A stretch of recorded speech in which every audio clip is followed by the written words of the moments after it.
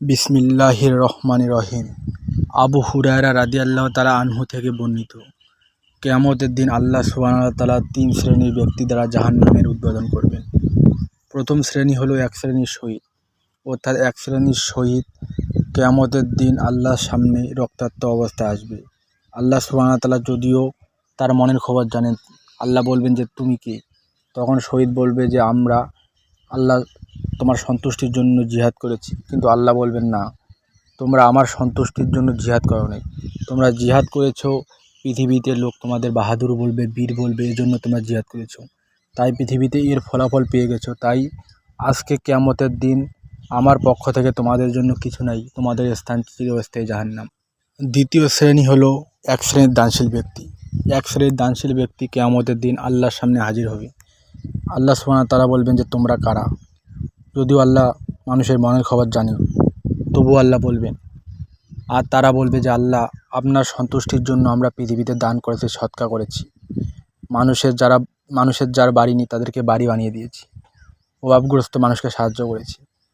আল্লাহ বলবেন না, তোমরা মানুষকে এই জন্য দান করেছে যে মানুষ তোমাদেরকে গরিবের বন্ধু বলবে, তোমরা জনপ্রিয়তা অর্জনের জন্য পৃথিবীতে দান করেছো, তাই পৃথিবীতেই এর ফলাফল তোমরা পেয়ে গেছো।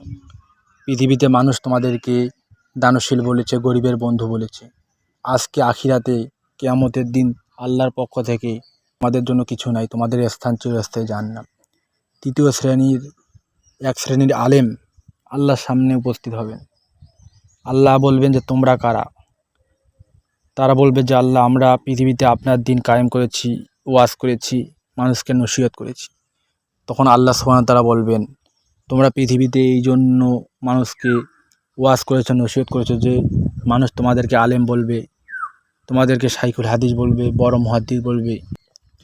তোমরা পৃথিবীতে হক কথা গোপন করেছো এবং কিছু সুবিধাবাদী কথা প্রকাশ করেছো, আল্লাহর কালাম গোপন করেছো। পৃথিবীর মানুষ তোমাদেরকে জনপ্রিয় আলেম বলেছে, তোমাদেরকে শ্রদ্ধা করেছে, তোমরা অনেক টাকার মালিক হয়েছো।